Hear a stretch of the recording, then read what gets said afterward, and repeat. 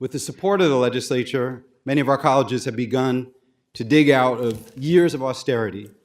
Enrollment is up at CUNY for the third straight year. The new Reconnect program is bringing thousands of students to our campuses. Without question, this will bolster the workforce in essential, high-demand fields where CUNY excels.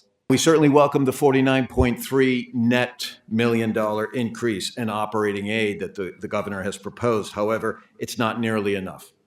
ESF, Buffalo State, Fredonia, and Potsdam continue to suffer under the long period of underfunding. While we appreciate the modest increase in operating aid proposed in the executive budget, base aid funding remains essentially flat to last year and well below what is needed to meet our growing demand. Adding more students to a system that is still not fully funded means additional resources are urgently needed, so our members can continue to offer the students the best education possible. The fact that direct state allocations have not been increased to individual campuses since 2011 is the root cause of the financial difficulties as well as the fall off in enrollment that is often spoken about.